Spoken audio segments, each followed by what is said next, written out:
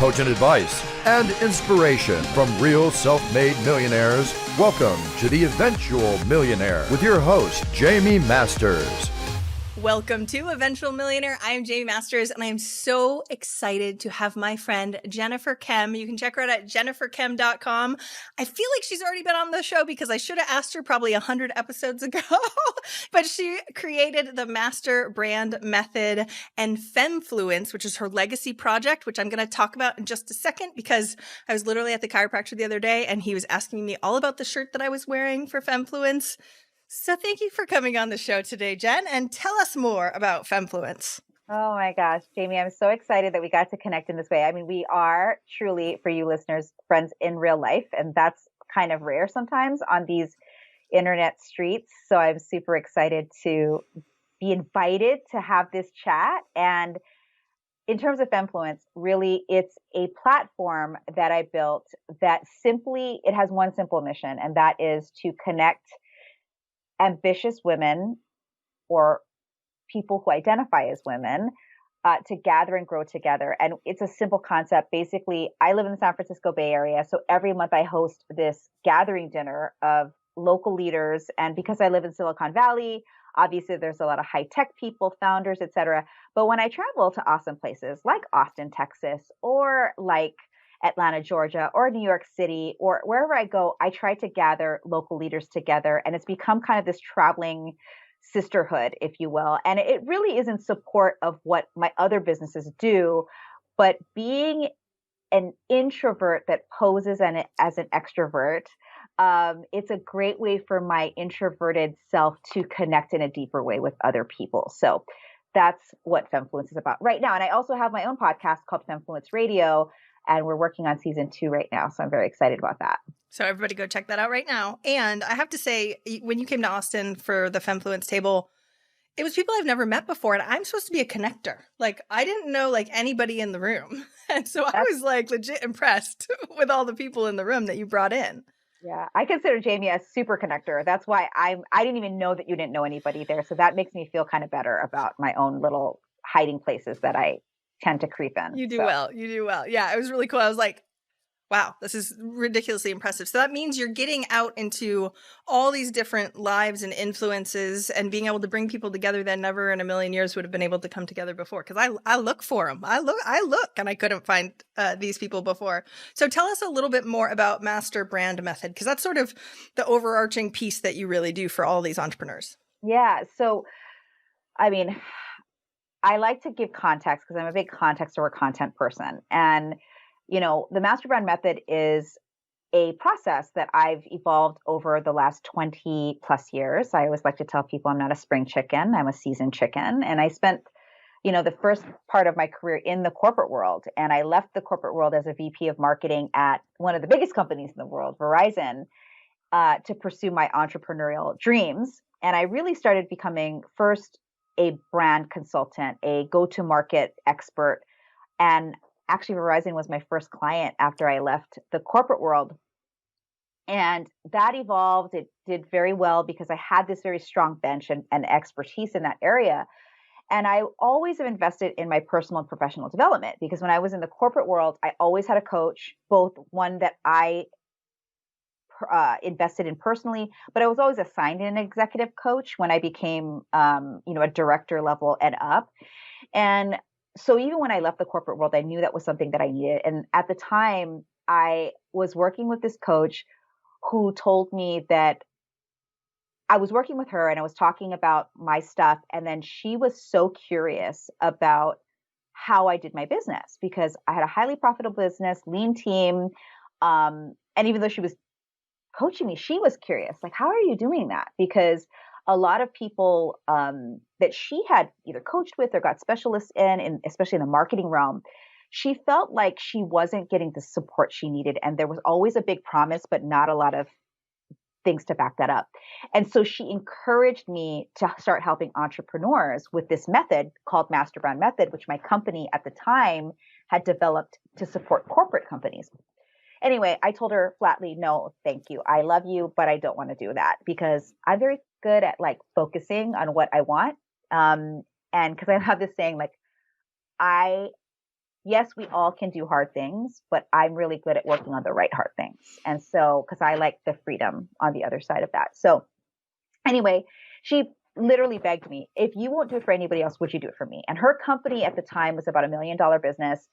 And I said, look, if we can just do this quietly, because I don't even know if this is going to work on you. I have no idea. And I like my clients to get results. So I said, as long as you don't get mad at me that this process doesn't fit your business, and I'm happy to test it and play with you. And she was like, I will do anything to grow my business and get in front of more people. So we started working together. This was 8 years ago. And let's just put it this way. Her business went from a $1 million business to a $10 million business in 18 months.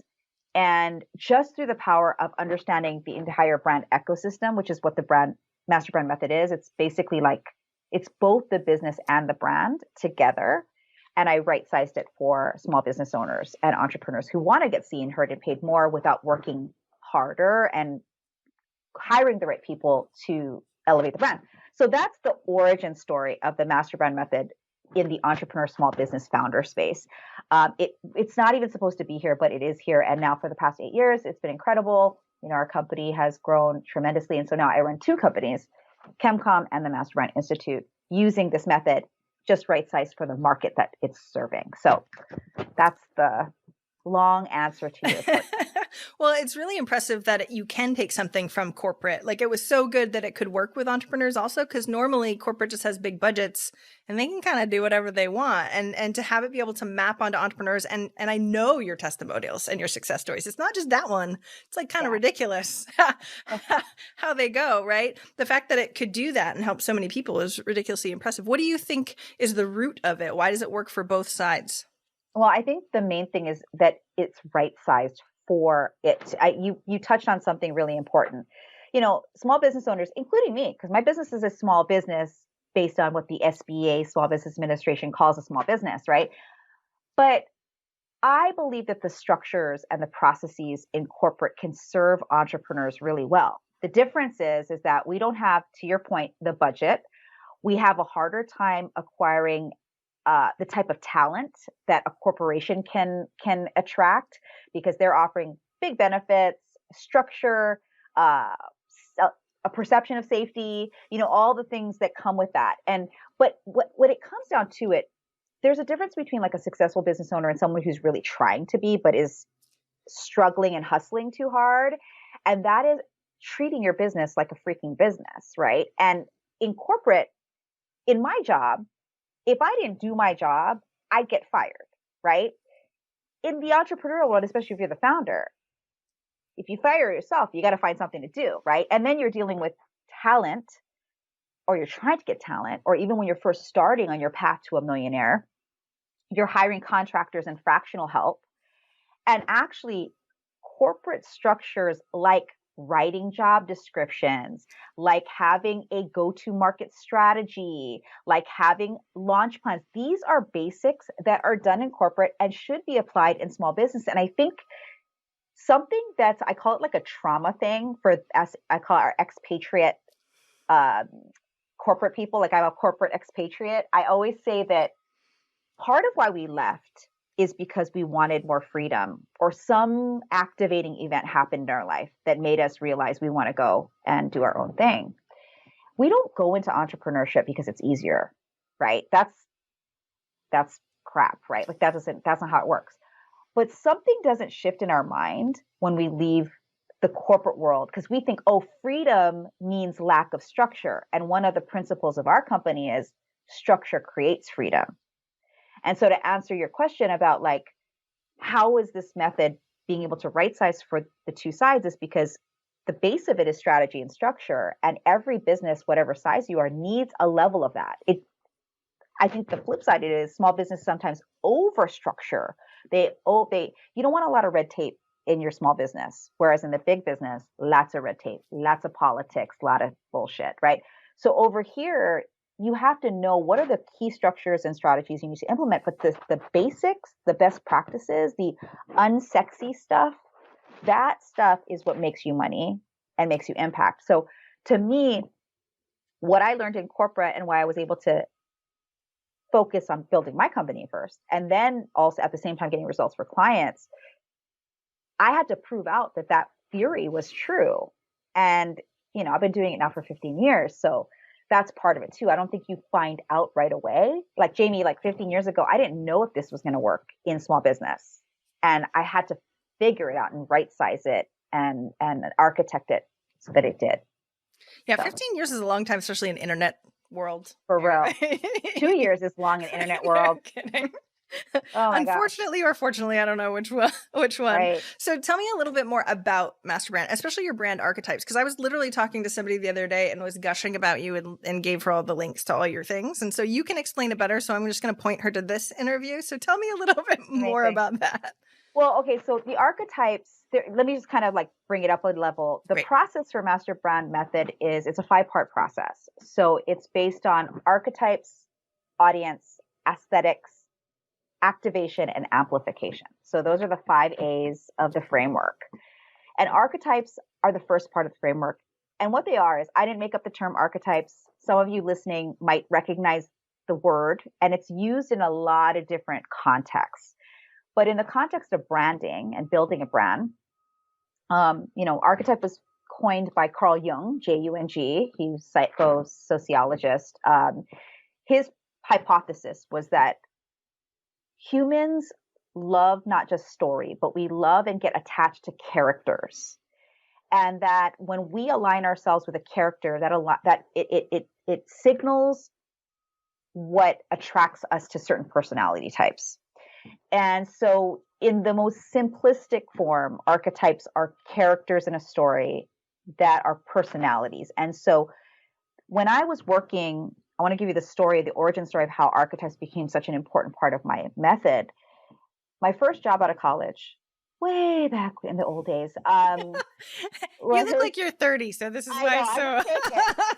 I tell people I'm Filipino, and my mother gave me some pretty good genes, and Asian don't raisin. That's one of our things. Okay, so yeah.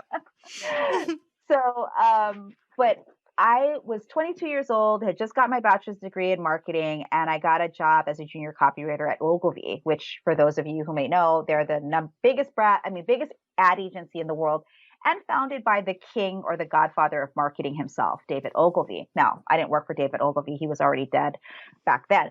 But I worked in the San Francisco office, and when you're a junior copywriter, you're not really even writing. You're like really getting coffee on Montgomery Street in San Francisco to the account executives. And what happened is, I knew as a young, hungry, ambitious person that my main thing to do there was to listen and to learn. And I would bring coffee in, and the account executives would be dueling 2 accounts with each other. It was super exciting.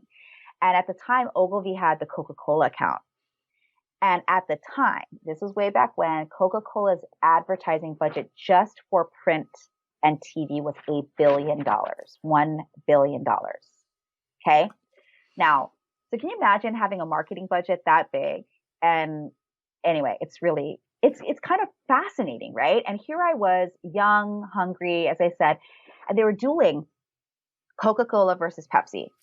And what it was like, they started using the words archetypes. They started saying, you know, Coca-Cola is a muse archetype and Pepsi is a ruler archetype.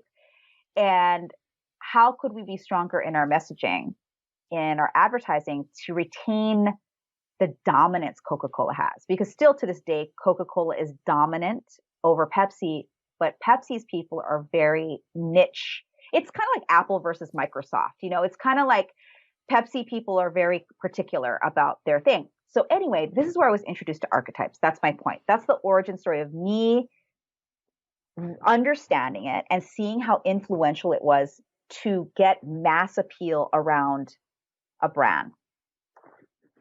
And so I took what I learned at Ogilvy as I moved through. I moved away from advertising because I actually didn't like it that much. I loved it in practice, but I didn't like how cutthroat it was, frankly. And so I lived in Silicon Valley. So I started working in high tech, right? I worked at Oracle. I worked at it's no longer here anymore because it was bought out. But I worked for PeopleSoft, then Oracle, and then finally at Microsoft in this area. And anyway, I started learning about like software development, obviously, and how you sell software. How do you sell vaporware to companies and people? Because ultimately that's what software is. And how to build a brand around that and how to become dominant. And so I started bringing the concept of archetyping into our meetings, and they hadn't heard about it. And so it started to become this thing all the way throughout my career that I became like this internal expert on. And anyway, when I left the corporate world, it became one of the pillars of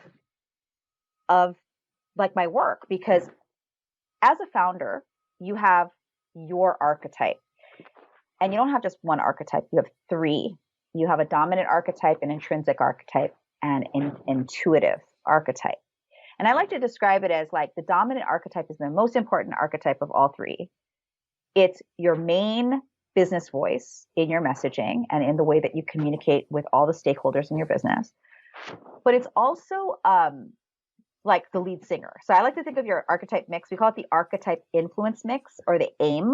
Like we always tell people aim, ready, fire instead of ready, aim, fire. It's like Bon Jovi. Like if you guys are familiar with the band Bon Jovi, right? There's John. There's Richie Sambora, who's really hot, married to Heather Locklear, and now he's no longer married to her. And then there's a third guy, and nobody knows his name. But they wouldn't have that Bon Jovi sound without him. And so your three archetypes come together in your messaging to allow you to communicate and signal these characters that your audience will be attracted to. And that's what I mean when we talked about Coca-Cola versus Pepsi at the time, Coca-Cola being a muse archetype, Pepsi being a ruler archetype. If you look at Coca-Cola, muse means childlike nostalgia. Okay, that's the type of thing that they do. So this is where people think that Coca-Cola, because it's such a dominant brand, is the kind of brand that like would be a ruler. And actually, they become so dominant because they're really good at hearkening that part of us that has a memory. In fact, by the way, parents or people who are worried that your young people will hear this recording, this is the time to turn the sound down, because one thing that a lot of people don't know, I'm about to ruin people's lives right here, is that Coca-Cola invented Santa Claus. Okay. Santa Claus is a jolly white man with a red and white outfit. And that is a subconscious cue. He's a character. He's an archetype that makes us associate Coca-Cola with something joyful. Okay. So this is the power of branding. This is the power of subconscious influence. And they use their archetype versus Pepsi. Who represents Pepsi? Celebrities, right? They have a lot of glitz and glamour. Britney Spears, Madonna, Michael Jackson, all the new, now they're doing all these YouTube stars in their advertising. It's on purpose because the ruler archetype, their dominant behavior in their messaging is really like, we're the best. Look at us. You want to be part of the in crowd. You know, it's like the kings and queens of the world. And so they're really good at doing that. And when I came to the small business world, I know this is a long story, but I want to explain archetypes. I realized that big businesses use this concept extremely well, but small businesses were not. And I always like to remind people that every big business started exactly where all of us started, across a kitchen table, in a diner, or in a garage, talking someone's ear off about our big dream or idea. And although most of us, because if you value freedom or autonomy like I do, I don't want to build the next Apple or Coca-Cola, but I do want my company to be recognized, profitable, and impactful. And so you would be remiss not to use this archetype model to better establish your authority in the marketplace. So that's the long answer to your short question. I love long answers. And one quick thing, can you pull out your microphone because it's rubbing against your shirt? Random side note.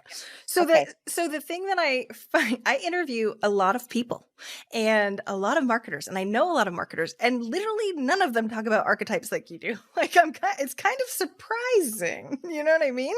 So is it more innate in, like, if you're a thought leadership brand or a coach or influencer, do you just pick out what you already are for an archetype, or do you decide? Tell me more about how the heck you figure that out. Well, archetype establishment or identification is definitely like a geeky marketing psychological thing. Okay. So if you're a marketer and you understand the concept of archetypes, you can probably pick and choose what you want to be and choose that path.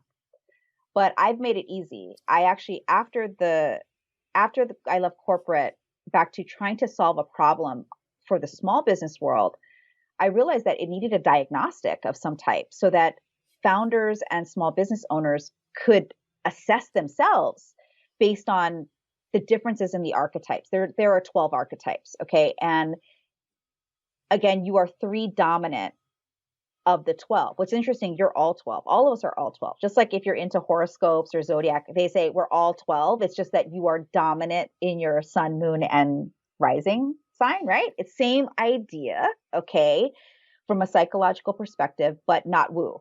Okay, it's actually, and so people accept it more. Yeah, exactly. Right, exactly. Which is fine. Yeah.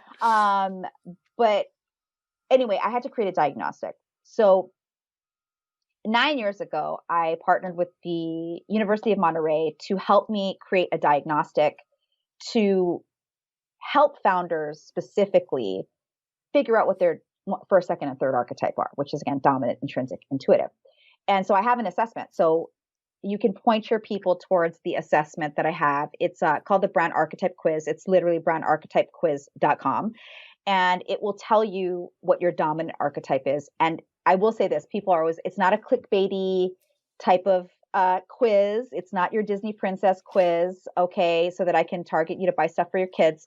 It's actually a real psychological assessment. So when you take it, sometimes I get messages, or when I say me, my team gets messages like, why is this thing so long? This is a dumb quiz. I'm like, it's not some clickbait quiz. It's a real psychological assessment. It will take you 20 minutes, but it will get you what your dominant archetype is, and it'll give you the reports of how to use it in your messaging. So I think that also, frankly, Jamie, out there, when it comes to brand archetypes or business archetypes, I actually see a lot of clickbaity things because it's, it's sexy. Everybody wants to know what type of person they are, right? We want to know our MBTI. We want our strengths finder. We love personality tests, but this goes deeper than a personality test. This is actually something that can help you grow your business. So, and make you a better marketer of your business, frankly, because you'll start to learn how to use the language of a muse or a ruler or an explorer or an alchemist, whatever you end up testing out as. That's what that link I sent to that friend that I was chatting with on the phone. Because the fact, like you said, and this is why I love you, I think I said that like 1,000 times in this, but that you did it with integrity instead of, I just know and I have friends that have done it too, so I can't really say anything, but create quizzes where they're like, let's randomly ask questions that will get them to buy more things. Yeah, and to make something that legitimately helps small business owners without I mean, I'm sure it goes into a funnel. Don't get me wrong. I'm not, poo-pooing that. But the fact that they can get what they need as if they were to work with you is kind of huge. That's the goal, because there's only one of me, right? And they're actually, in my mind, to your point, there aren't a lot of specialists in this work, at least in the small business world. I will tell you, in the ads world, like in the big agencies, there are many specialists, but they don't want to work in our space. They have no desire to be over here, right? This is not where the big money is, right? So they don't want to deal with us. So I feel like I'm a good resource in the small business world for that you couldn't ever afford. If you tried to go to Ogilvy and be like, can you run my advertising? They're like, yeah, here's a bill for $5 million for one campaign. You know what I mean? Yeah. So that's kind of the way it works. Thank you for bringing it down to the common folk. Appreciate it. Yeah. Right? So once you take the quiz, because we're going to link to it and everyone's going to take it because they're excited to know what they are. We like quizzes anyway. I mean, I'll take every assessment known to man. What do we do with that in our marketing, especially if you already have marketing that's going? How do we implement and use it? Well, I think the cool thing is when you take the quiz, you get this entire report. Imagine a 30-page report about your dominant brand archetype. So inside of it, it will tell you better signaling words you could be using in your copy. It will give you examples of models to study. So I'm a big teacher and proponent of, for small business owners, you shouldn't be modeling your competitors. That's a waste of your time. You should be modeling the models in the mainstream market that actually are doing things that have already influenced the mainstream market to decide things. Like a great example of that is Amazon Prime. You know, now if somebody tells you have to pay for shipping, you are like, I'm not paying for shipping. Are you archaic? You don't have, and on one hand, it sucks for the small business owner, right? That Jeff Bezos did this to all of us. But we can't deny that that has happened. And if we try to fight it, we're just going to lose. So instead, what the archetypes do is allow you to set your voice apart from not just your competition, but to sound like a bigger model. So for example, Disney is a creator archetype. Okay. And let's say I'm a creator archetype, but I'm a coach, right? Instead of looking at another, let's say another health coach's stuff, I'm going to study Disney and the way that they market and translate that into small business words. And the reports that I give you in the brand archetype quiz help you translate that in a deeper way. And that's one of the tricks of how some small business, like when you learn marketing and copywriting online, I think it's funny because you mentioned something that drives me bananas, and that is not just clickbait, but what they call black hat marketing, right? It's basically using influence and manipulation in a way that doesn't really promise something real, but speaks to desires that can honestly never be met either, right? And I do believe there's a place for high integrity marketing. And I do believe, I mean, trust me, I'm a marketer. You know, I could be Luke Skywalker or Darth Vader any given moment, right? Marketing is like that. And so how you use the archetypes is it develops your brand voice to be more authentic, deeper. You'll also feel more excited talking about your stuff because a lot of us have been taught a certain way to market, a certain way to communicate our value. Brand archetypes allow you to truly own your voice and trust it because that's actually what you are. Instead of being like someone else, you're actually being who you are. So and the reports will be obvious. Once you guys all take the quiz, you'll see what I'm talking about. Well, what's so interesting is like especially when I started way back when, right? Like many in a land far, far away. They were like, you take 6 months to find your voice online. And you're like, oh, but I can tell you what your voice is before you have to wait. Because waiting 6 months and sort of going like this and not really knowing. I mean, there's this ambiguousness, especially if you don't have a lot of followers, to know which sort of way to go. If my marketing, quote unquote, is working, if they're not getting a ridiculous amount of results. So it seems like even if it just points you in the right direction to go, okay, it's this way. Even if you go slow, you're at least on a better track than you would be before. Mm-hmm. Agreed. I mean, I think there's a lot of things to test in marketing. Your product, whether it's viable, you know, whether your funnel's working, whether your social media strategy is working. But the cool thing is if you can get a strong voice out of the gate, that's going to make everything go faster, right? And so this is really also empowerment and confidence at the front end in your voice, even if you're not a big talker or a loud talker. Confidence is not about how loud you are. Confidence is how sure you are of what you know. And knowing your archetype is a great tool that supports that and it reinforces your confidence in speaking what the value that your company brings to people. Well, that's one of the things that you really do is VIP days also. And so it's taking these, and I just sound like a commercial for you because I just love you so much, but the VIP days sort of, we've talked about what you've done with other people, shift not only the branding and the archetypes, because that's definitely an important piece, but their products and services and what they can do in a short period of time. Like, right. That's what I'm so impressed. Like most of your things are like in 18 months. And you're like, really? In 18 months? How do you sort of squeeze that gap for people? I think it goes back to something I said at the top, is that I am a fighter and a defender of doing the right hard things. And when you do the right hard things, everything gets compressed in the right ways. But the key word is the hard part, right? Like, I think that's the other part of leaving corporate and coming to entrepreneur land is there's a fantasy that is entrepreneurship should be easier. You're creating freedom. So why don't I feel free? Why do I feel bogged down? Why am I getting imposter syndrome? Why am I lacking confidence to ask for that ask? All of that is because you're focused on the wrong shit. Okay. And there's a lot of things you can try. So I understand the curiosity and the whatever.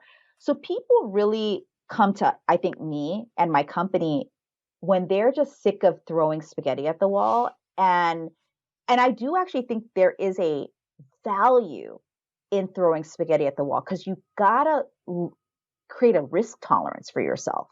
That's important as a leader, as a founder, but not to the point where you bleed out and die, like literally your business or your own personal health. So why I think we're able to get such great results in what would be, quicker. And I don't like to say fast because I think what I'm trying to do is cut down any wasteful activity, right? And the Master Brand Method is a framework for helping to focus those efforts. And inside of the framework, you get to be creative. You get to be yourself. You get to have your own stuff going on.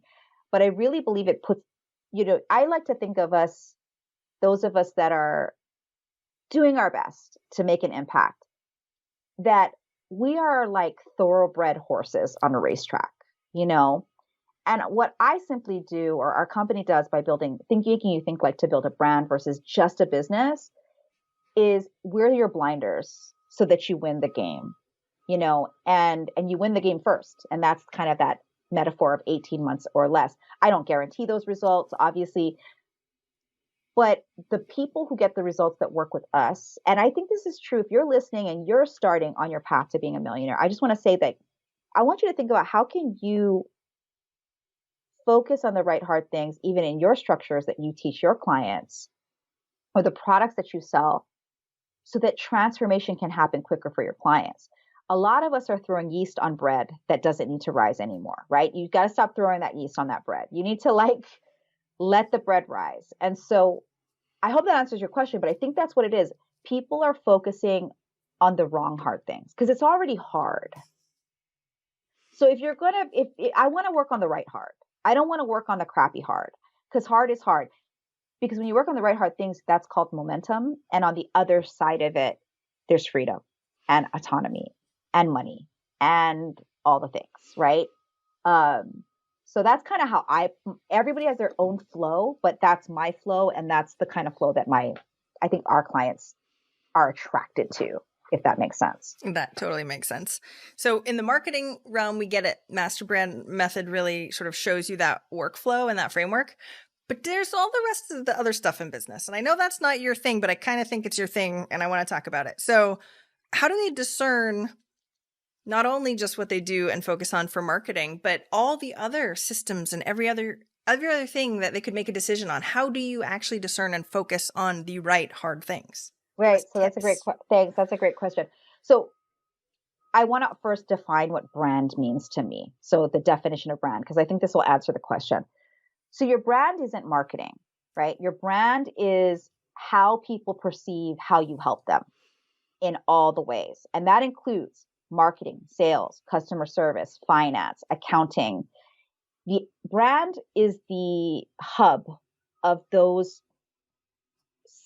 roles in your business. So it actually isn't only marketing. So I just want to be clear on that. Okay. So what does that mean? Then in order to grow your business, or using this word that I absolutely hate in small business, but I'm going to use it because people recognize it, is how to scale your business. Because I think it's very hard to scale something that doesn't have momentum, but we don't have the patience for that. I say like the general we, I do, because I like the right hard things. That understanding that you're building a brand, the business is the operator part of the business. That's the operations. You need what I call people, process, and technology to support that, right? So that's the ops side of the house. if you're not making at least a couple $100,000 a year in your small business right now, honestly, your number one goal is to get good at sales and marketing. And you focus on the systems, the people, process, and technology that support that. And you start to optimize that. Once you start hitting a run rate of, let's say, $250,000 a year, and you have a small team, fractional contractor, you can start investing in bigger things to sustainably scale your business. And that's going to create, first of all, business results on the profit side, but there's a risk to break the brand experience.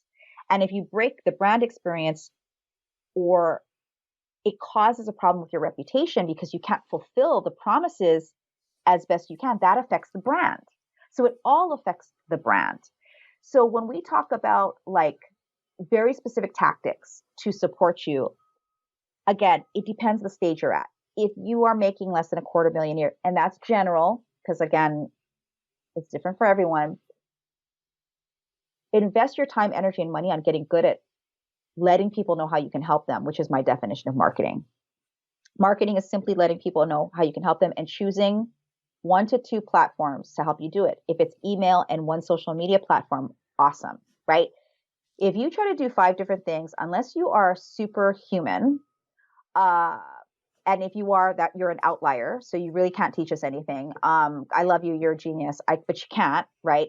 We should not model ourselves after outliers. We need to model ourselves after proven stuff, and also what we will actually freaking do. Because like, I can say, I'd love to be on TikTok, right? Maybe one day I will. Doubt it. Okay. Doubt it. But let's say it is a waste of my time to try a new platform when my current platforms, YouTube and LinkedIn, work so much better. It's not that I'm not saying, I don't want to restrict anybody who's listening, who's saying, oh, but it seems like it's so much fun. Sure, have fun with it. If it delights you, and maybe you do TikToks around your cooking, but not your business. You know what I'm saying? Like, do something that entertains other people and is helpful. But when it comes to business, I'm on LinkedIn because my clients are on LinkedIn. It's not like I love LinkedIn. I think LinkedIn is a functional platform for me. And I think that that's where a big thing is, like, where, and I hope that's helpful to people listening right now, like, choose 1 to 2 things and get really good at that on a marketing side, and then systemize that. Get people, process, and technology under those marketing systems so that now you've got acquisition, people know who you are, brand awareness, and then work on the other things. Like, you know, hey, I want to optimize my fulfillment structures or my whatever. And by the way, Jamie is such a genius at this. Like, that's her realm as a business coach. She's so good at that. I prefer to think of it as like, please don't screw up what I told people in the front end. Like, please don't. I think of like the brand ops team as like, please don't screw up. Make sure that the customer has an incredible experience once I hand them off to you, right? And that's the ecosystem of branding. It is your business. Both sides play a role. You know, that's, I hope, did I answer your question? Yes, you I know I totally went off did. on a tangent. But I can't help myself because I'm a contact person. Well, I think one of the things that I think is really important about what you said is skewing, like you said, to the things that really matter the most. But how did you pick LinkedIn and YouTube? Just to give somebody an idea, because that's the other piece. We're bombarded with all the things that we're supposed to be doing. TikTok is the thing right now with algorithms that are great for all of us. It's so much easier than all the rest of them, you know? Well, I don't think it's easier, but I mean, I think like, you know, unless you're a natural creator, and I think if you are, I think TikTok could be a dream come true for you now because it wasn't available 5 years ago. So you had to deal with Instagram and Facebook perhaps, and you were like, I need something that's more in alignment with me. So actually for you, and you're listening, jump to TikTok because you were dying to get creative. But so why do I use LinkedIn and YouTube to answer your question? Well, first of all, YouTube obviously is not just the second most popular website in the world. It's owned by the first most popular website in the world, Google. And it's all about people are searching for you instead of you poking them. You know, it's not even permission marketing, which is harder than search marketing. So I choose YouTube because I have found, and through all of our testing, we used to be heavy on Facebook and we still use Facebook. I don't want you to think I don't, but I use Facebook mainly to drive people to YouTube. That's what we're doing. We're not trying to actively market. We want people to digest our content on YouTube because also it allows me to do what I love best, which is even though I'm an introverted person, I light up when I can teach and talk to people in an intimate, non small talk kind of way. I freaking hate small talk. So YouTube allows me to get that going. So it's partly, it fits with my strengths. And number two, it doesn't make me have to poke people I don't have to interrupt their feed. They're searching for me in some kind of way. So that's why YouTube. And then LinkedIn, we work with a lot of small business owners and professionals who want to grow their businesses. And yes, they're on Facebook too, but on LinkedIn, you'll tend to get a little bit of a more professional feel because people on LinkedIn there's a lot of quiet people on LinkedIn who want to leave their jobs. And my personal story of leaving my corporate career and successfully building a business after it is very appealing to that professional on LinkedIn. And so that is also why we've chosen that. So bottom line is, when you're thinking about what platforms to choose for you, think about where will you show up and shine the most consistently and with repetition, because repetition always trumps expertise. People don't care how smart you are. They don't even care about your reputation. They just want to trust you over time. And then the second part is, I really believe that interruption marketing is dead and it's dying. And so I really believe that if you're not on a search engine drivable platform, I think if you're non-creative, LinkedIn and YouTube are great for you. If you're a creative maker, product person, Pinterest, which is a search engine, and Instagram, obviously, because it's visual, and TikTok, great for you. Okay. So it's really about that. And then everybody needs an email list. So everybody should do an email marketing. So it's like email marketing and something else kind of thing. That's what my recommendation is. Thank you. It just helps everybody else go, oh, so much easier to pick knowing how you picked yours too. And we don't have to do it all because we can't do it all at once. No. Only the hard, right things. So Yeah. I know we have to start wrapping up, but I love you. And next time we should do it in person at some point, just so you know. I have to come back to Austin soon. I miss Austin. It's so fun there. I should come out there too, but I just want to hug you. I think it's really the whole thing. Again. But I ask the same last question every single time, and it's what's one action listeners can take this week to help move them forward towards their goal of $1 million? Okay. I know this is going to sound kind of salesy, but I hope not. I really think if you got any value or you're curious at all about how you can be more effective in communicating what you do to the audience you're trying to build and attract towards yourself, the brand archetype quiz really is a supportive tool.